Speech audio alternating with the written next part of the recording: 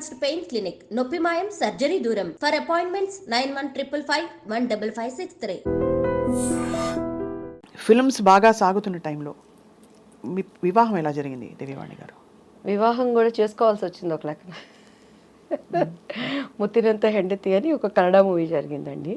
మాలశ్రీ, సాయి కుమార్, నేను. ఆయన చూడటం, ఇష్టపడటం, అండ్ మా వాళ్ళతో మాట్లాడటం, అండ్ కొన్ని ఇంట్లో వాళ్ళకి ఇష్టపడలేదు, ఎందుకంటే చాలా భవిష్యత్తు ఉంది కదా నా మీద. మంచి అంటే అందరూ మంచి పీక్లో ఉన్న మీరు. నాకు 22 yearsకే మా బాబు పుట్టేశాడు. But did you feel you made a wrong choice అప్పుడు? Yeah, you made a wrong 100%. ఎందుకంటే కెరియర్ పీక్లో ఉన్నప్పుడు ఏ స్త్రీ కూడా, అందులో ఇట్స్ అ పవర్ఫుల్ పొజిషన్, ఆర్థిక స్వాతంత్రం, డబ్బులు, పవర్, ఫేమ్ అన్ని. అప్పుడు ఏమనిపించేది అంటే ప్రేమించారా? ప్రేమించబడ్డాను. ఓకే, సో అందరి జీవితాల్లో అవుతాయండి. సో ఇట్స్ లైక్ ప్రేమ అంటే మనకు తెలియదు, అంత సీన్ లేదు మన ఫేస్లకి. ప్రేమించబడ్డాను అనమాట. అంటే ఇంకొకటి ఏంటంటే స్వప్న గారు, నేను 14 yearsకి ఇండస్ట్రీకి వచ్చేసాను. డాన్స్ 87. నా 10th ఇంకా నాకు ఇది కూడా రాలేదు, ఏమంటారు దాన్ని, నా రిజల్ట్స్ కూడా రాలేదనమాట. మా నాన్నగారు చనిపోయారు. సో ఆ సినిమా హిట్ అయిపోయింది. ఒక 6 months ఏదో నా మీద వర్కౌట్ చేశారు మమ్మీ వాళ్ళు క్యారెక్టర్స్ కోసం. నా ఆల్బమ్ రావటం అప్పట్లో ఎస్పి వెంకన్న బాబు గారికి చేతుల్లోకి వెళ్ళింది. ఆయన డేట్స్ చూస్తానికి తీసుకునే టైంలో టక్టక్క సినిమాలు రావటం, రామారావు గారు, పసుపులేటి రామారావు గారు డేట్స్ చూసేవాళ్ళు, ఉమా అంకుల్ చూసుకునేవాళ్ళు. కొన్ని దానిగా వచ్చాయి. 3 years నాన్ స్టాప్గా నేను ఇల్లు చూడలేదు. ఒకలాంటి హోమ్ సిక్ అయిపోయేది. మా ఇంట్లో ఒక్కొక్క పిల్ల, మా అక్క, మా అన్నయ్య. అట్లా టైంలో నేను కళలో ఆ సినిమా హిట్ కొట్టడం, వెళ్ళిపోవటం, చేయటం నాకేమైపోయేదంటే పొద్దుగూకులు వర్క్, అమ్మ నాన్న. సో ఆ టైంలో ఏదో ఒకటి నాకు ఐ వాంట్ సంథింగ్, అది నాకంటూ ఒక స్వతంత్రమైన జీవితం అని చెప్పుకోలేని పరిస్థితి. నేను నా భావనలు నేను చెప్పుకోలేను. డ్రెస్ వేసుకోవాలా, అమ్మ చెప్పింది వేసుకోవాలి. మాట్లాడటం ఇంటర్వ్యూలో మమ్మీ ట్రైనింగ్ ఇచ్చి, అప్పుడు ఈ ప్రభు వీళ్ళంతా మా మమ్మీ దగ్గరకు కూడా వచ్చేవాళ్ళు కదండి. అంత మా మమ్మీ అంటే హిట్లర్ అనమాట ఇంటర్వ్యూలు అంటే. ముందు ఇది చెప్పి అన్నీ చెప్పి వీటన్నిటి కారణం మా మమ్మీ అని చెప్పాలని నేర్పించేది. సో అట్లా నాలో ఫస్ట్ నుంచి కూడా ఒక భావనలు ఉండే, వాటన్నిటికీ బ్రేక్ పడిపోయింది. తెలియకుండా ఇది పెళ్ళని చేసుకుంటే నేను వెళ్ళిపోతాను కదా, నాకంటూ నా లైఫ్ నేను ఇష్టంగా యా, మెయిన్ 80% అది కారణం, 20% నా వయసు కారణం. ఇంకా మిగతాది పరిస్థితులు మనకి కొన్ని దేవుడు అనుమతిస్తాడు. But I choose wrong decision. అది నాకు ఇప్పుడు అర్థమవుతుంది. అవునులేండి, అవును. ఆ ఇండివిజువాలిటీ మనం ఉండుంటే ఇంకా.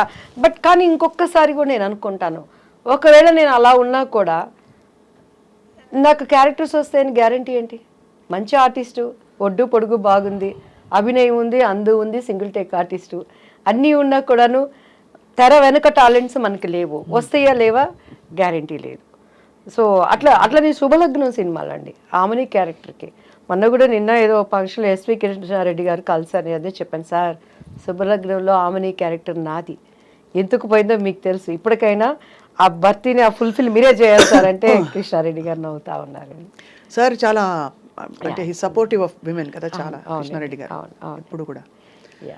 ఆ క్యారెక్టర్ అదే మీరు ఆ శుభలగ్నం మంచి పవర్ఫుల్ ఆమెని క్యారెక్టర్. ఆమెని గారి మొన్ననే ఆమెని గారిని ఇంటర్వ్యూ కోసం కలిశాను అనమాట. అని I feel happy.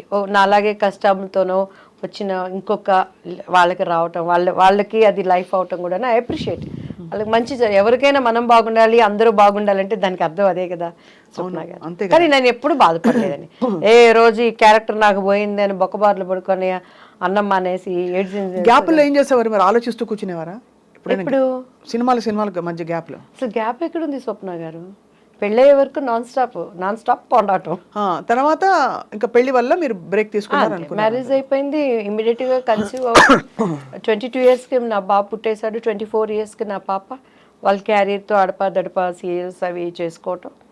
And after that వాళ్ళ చదువులు. ఇప్పుడు కొంచెం అలా ఊపిరి పీల్చుకుంటున్నాను కొంచెం. What was the biggest tragedy in your life మన దివ్యవాణి గారు?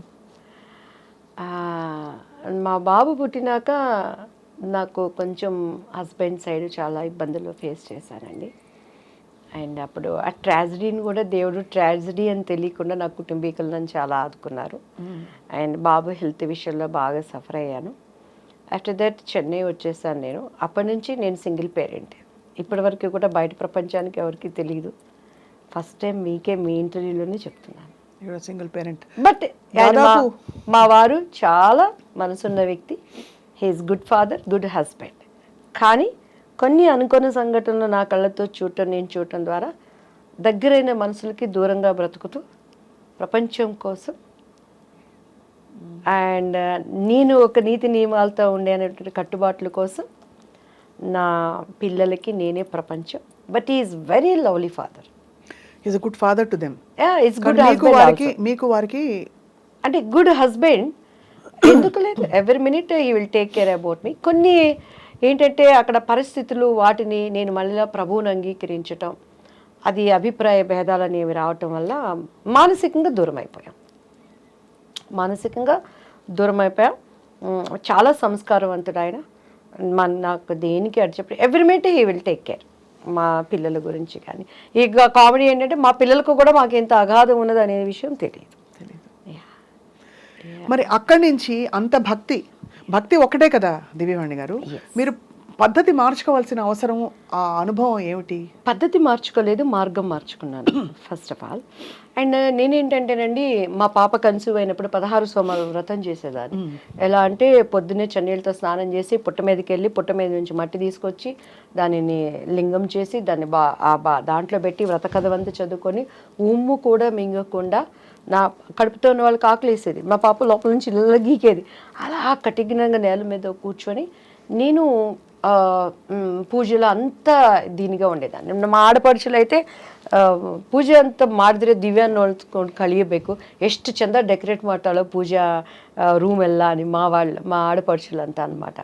సో అలా టైంలో ఒకసారి నేను పుట్ట మీద నుంచి మట్టి తీసుకొని వచ్చేటప్పుడు మా మంజు అని మా పని అబ్బాయి ఉండేవాడు పక్కన, నాకు హెల్పర్. పుట్ట దగ్గరికి వెళ్ళాలంటే భయం వేసేది. మధ్య భయ అయితే కణం నేను తగ్గోబా మన్ను అనేదాన్ని. బన్నీ అక్క అనేవాడు. అంటే ఆ మట్టి మీద చేసినప్పుడు పాము ఎక్కడ వచ్చిద్దో, నన్ను ఎక్కడ గరిసిద్దో అని భయపడితే ఆ పుట్ట మీద మట్టి తీసుకునేదాన్ని. ఒకరోజు మా ఇంట్లో అప్పటి సౌదీ అని చెప్పని కర్ణాటకలో అంతా బచ్మనే అంటారండి, బాత్రూంలోనే రాగి కాగుంటుంది, 24 hours నీళ్ళు కాగుతూనే ఉంటాయి. ఆ కట్టెలు పైనుంచి తీసేటప్పుడు ఇంత పెద్ద కట్ల పాము పడింది కింద. నేను వణికిపోయి పరిగెత్తి దానిని కట్టి తీసుకొని కొడతా ఉన్నాడు. ఎవరు? ఆ పిల్లోడు మంజు. నాకు అప్పుడు పాము దేవుడు కదా, పాము దేవుడు కనిపిస్తే ఇప్పుడు స్వప్న గారు రాగానే నాకు ఒక బ్యూటిఫుల్ హగ్ ఇచ్చారు. ఎంత ప్రేమ అంటే ఆ కౌగిలింతలో ఇష్టం, ప్రేమ. ఒక మనిషికి మనిషి ఎంత ఇష్టం ఉంటే దేవుడు కనిపిస్తే నేను వాటేసుకోవాలి కదా, నేను హక్ చేసుకోవాలి కదా. ఆ దేవుడి కోసమే కదా మనం పూజలు చేస్తున్నాం. మరి పాము నేను హక్ చేసుకోవాలి కదా. ప్రతి మనం ఆరాధించే వాటికి పాము సింబల్ ఉంటుంది కదా. ఎందుకు పామును కొడుతున్నాం? దేవుడు వచ్చాడు కదా, దేవుడిని ఎందుకు హక్ చేసుకోలేకపోయానని ఒక ఆలోచన వచ్చింది. ఏమోలే, మన పితరులు చెప్పారు మనం చేయాలి అనుకొని. అలానే వినాయక చతుర్దశి వచ్చినప్పుడు మా బాబుకి చక్కగా పంచికట్టి నగలనేసి వాడికి కూడా ఉండ్రాలు వేసేదాన్ని. ఒకరోజు మా ఇంట్లో ఎలుక వచ్చిందండి. ఎలుక వచ్చినప్పుడు ఎలుకలు అంటే మా వారు చాలా, ఆయన ఎట్లా అంటే అసలు ఫుడ్ దగ్గర బళ్ళు వచ్చినాయి హల్లి బందిదే సాయిస్పూడి అంటారు. చాలా నీట్నెస్, డిసిప్లైన్, చాలా కేర్ఫుల్ ఉంటారు అన్నిట్లో. ఆ ఎలికని చంపడానికి నేను బండి కష్టం నాకే తెలుసు స్వప్న గారు. ఎలికలు బోన్ తీసుకొచ్చి పొద్దున్నే ఎలికని చూస్తున్నప్పుడు రేపు పొద్దున్న వినాయక చవితి చూస్తే వినాయకుడి దగ్గర ఎలిక. ఇదేంటి, ఎలుక కూడా దేవుడి రూపమే కదా, ఈ ఎలికని ఎందుకు చంపేస్తున్నాను నేను, దీనివల్ల ప్లేగ్ వ్యాధి ఏంటి? అట్లా తెలియని ఒక ఆలోచనలు నాలో ఉండేవి. సో ఎప్పుడైతే మా బాబు మీద ఈ చేతబడులు చీకటి శక్తులని ప్రయోగించారో, when I start read Bible, పరిశుద్ధ గ్రంథం, ప్రపంచంలో చాలా ఉన్నాయి. ఎవరిచ్చారు అసలు మీకు గ్రంథం? ఇప్పుడు గ్రంథం ఎవరిచ్చారంటే మా బాబు చదువుకునే స్కూల్ టీచరు సెయింట్ జోసెఫ్లో Nirmala aunty, she's a believer. ఆమె నాకు బైబిల్ గురించి ఇచ్చి, దివ్య నువ్వు క్రీస్తు దగ్గరికి రా, నీ బాబుకి పరిపూర్ణంగా విడుదల ఇస్తుందని బైబిల్ ఇస్తే నాకేం తెలుసండి. మా ఇంట్లో నాకు ఇప్పటికీ నా స్కూల్ బుక్స్ అన్నిటికీ అన్ని పండుగలు వచ్చినాయంటే వాళ్ళకి పసుపు పెట్టి మధ్యలో కుంకుమ పెట్టి సరస్వతి చదువు బాగా రావాలని చెప్పని బైబిల్ కూడా అక్కడ తీసుకెళ్ళి పెట్టి దానికి కూడా పసుపు కుంకుమ పెట్టి గంట కొట్టి హారతిచ్చి చదవడం వచ్చేది కాదు. నేను ఎప్పుడు రామాయణం, భాగవతం, భారతం ఇవన్నీ వినటమే కానీ అంత టైం ఎక్కడ ఉండేది చదువుకోవటానికి. పెద్దవాళ్ళు చెప్తే వినటం. నేను ఎప్పుడు చదవలేదు బైబిల్ని. సో ఫస్ట్ టైం నాకేదో దీన్ని చదువు అని ఒక ప్రేరణ వచ్చినప్పుడు నేను ఆ ఆంటీ ఇచ్చింది తీసినప్పుడు ఫస్ట్ నాకు ఏం అర్థం కాలేదు. భూమి ఆకాశం శూన్యంలో నుంచి వచ్చింది, ఒక పేజీ అది చదివా ఏం అర్థం కావట్లేదు, ఏం చదవాలి మూసిపెట్టేశాను, దండం పెట్టుకున్నాను. మనకు ముచ్చటగా ఏది చేసినా 3 సార్లు చేయాలి. సో ఏంటి బైబుల్, ఎందుకు నేను చదవాలి, నువ్వు నాతో ఏం మాట్లాడతావు దేవుడు యేసయ్య అని నేను దండం పెట్టుకొని ప్రేయర్ చేసినప్పుడు మీరు నమ్మరు స్వప్న గారు, 3 times అంత పెద్ద పరిశుద్ధ గ్రంథంలో ఒకటేసారి ఒకటే వాక్యం వచ్చింది, తూర్పు పడమర ఉత్తర దక్షిణ నువ్వు ఎటు వెళ్ళినా కూడా నా సన్నిధి నీతో ఉంటుంది. ఆ మాటకి నాకు అర్థం తెలియదు, ఇప్పుడు నేను దాన్ని అనుభవిస్తున్నానండి. వరల్డ్ వైజ్ నేను ఎక్కడికి వెళ్ళినా కూడా గాడ్ ప్రెసెన్స్ ఏంటి, దేవుడు కార్యాలు ఎలా ఉంటాయని. ఆ తర్వాత బైబిల్ చదవటం, నేను పడిన ఒక మంచి చర్చ్ చెన్నైలో జైపాల్ గారు అని చెప్పని, రక్షణ అంటే ఏంటి, అసలు మత మార్పిడి అనే వాళ్ళని, దాన్ని అంగీకరిస్తున్నటువంటి దేవుడిని అంగీకరించిన వాళ్ళని చాలా వాళ్ళకి తెలియచెప్పాల్సింది. ఎక్కడా ఆయన నేను మతం అని చెప్పలేను. ఐ ఆమ్ ద వే, నేను మార్గం, ఐ ఆమ్ ద ట్రూత్, నేను సత్యం, ఐ ఆమ్ ద లైఫ్, నేనే మార్గం, నేనే సత్యం, నేను జీవం. ఆ మార్గం ఏంటి? ఈరోజు మన ఐ డ్రీమ్ స్టూడియోస్కి రావాలంటే జీపీఎస్ పెట్టుకొని వాళ్ళు పంపించిన లొకేషన్ పట్టుకొని కరెక్ట్గా వచ్చాను. వచ్చినాక కూడా మన పిల్లలు చెయ్యి ఊపి దీనిలే పైరని అంటే ఆ కరెక్ట్ మార్గం పట్టుకోబట్టి ఇక్కడికి వచ్చాను. ఏంటి ఆయన మార్గం? I'm the truth. ఈ ప్రపంచంలో ఈరోజు సప్న గారు దివ్య గారు ఇద్దరు కోర్టుకు వెళ్ళారంటే ఒకటే నిజం ఉంటుంది, రెండోది అబద్ధం. దానికోసం వాదనలు జరిగితే ఒక్కొక్కసారి అన్యాయం గెలవచ్చు, కానీ న్యాయం అనేది ఎప్పటికైనా నిలుస్తుంది. ఆయన ఏమంటున్నాడు? ఐ ఆమ్ ద ట్రూత్, నేనే సత్యం, నేను మాత్రమే సత్యం అంటున్నాడు. ఐ ఆమ్ ద లైఫ్, నేను జీవం. ఆ జీవం ఏంటి? ఈరోజు అగ్ని ఆరదు, పురుగు చచ్చిపోదు. ప్రతి ఒక్కడు, ఒక ప్రాస్టిట్యూట్ అయినా, ఒక దొంగ అయినా, మన కులం ఏదైనా, మన మతం ఏదైనా, మనం ఏమనుకుంటాం? చచ్చిపోతే స్వర్గంలో ఉండాలి అనుకుంటాం. ఆ స్వర్గంలో ఉండటానికి జీవం ఎవరు? అంటే స్వర్గం ఉందో లేదో ఎలా తెలుసు మీకు? 100% మంచి ఉంది, చెడు ఉంది, దేవుడు ఉన్నాడు, దయ్యము ఉంది. ఇక్కడ ఓకే, మన భూమి మీద స్వర్గం నరకం ఉంటే, మంచి ఆలోచనలు ఉంటే, మంచి ప్రపంచం ఒక ప్లెజెంట్ గా ఉంటే ఆ స్వర్గం అనుకుంటాం. స్వర్గం అనేది లేకుండా ఊహల్లో యమదొంగ సినిమా ఎలా చేశారు? అలాంటి స్వర్గలోకం అంటారా? నేను స్వర్గలోకం అదని చెప్పట్లేదు, అప్పట్లో నాకు అదే స్వర్గం. కానీ బైబిల్ చదివినాక 100% దానిని పరలోకం అంటారు.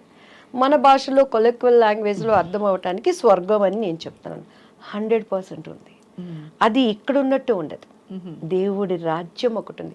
అసలు మనం అక్కడ వారసులుగా ఉండటానికి దేవుడు తన రూపంలో తనలాగా ప్రతిదీ సృష్టించుకున్నాడు. ఎందుకంటే బైబిల్లో ప్రతిదానికి ఆన్సర్ ఉందండి.